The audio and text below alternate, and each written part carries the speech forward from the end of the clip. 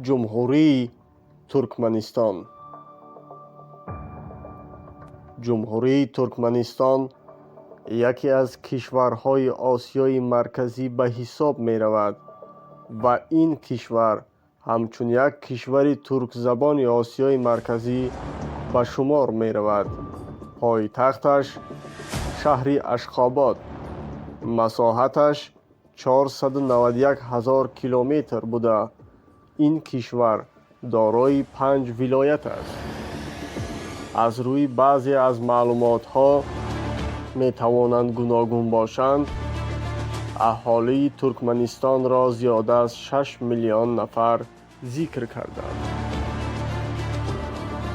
ترکمنستان همچون یک کشور در سال 1924 با نام جمهوری شوروی سوسیالیستی ترکمنستان در هیئت اتحاد شوروی تأسیس می‌یابد و پس از برهم خوردن اتحاد شوروی در 27 اکتبر سال 1991 استقلالیت رسمی خود را به دست می‌آورد.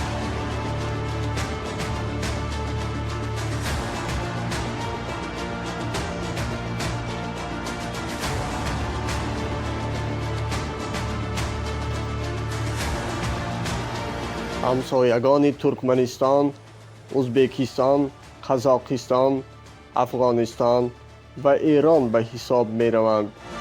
ناگفته نماند که ترکمنستان با بحر خزر سرحد آبی دارد.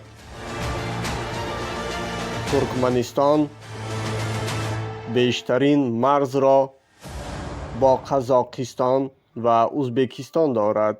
در عموم مرزهای ترکمنستان به 5,000 کیلومتر می رسد.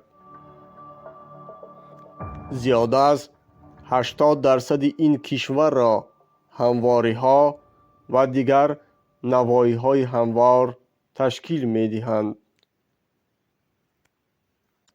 باید ذکر نماییم که از بازیگری های طبیعی در این کشور کانهای نفت و گاز خیلی زیادند.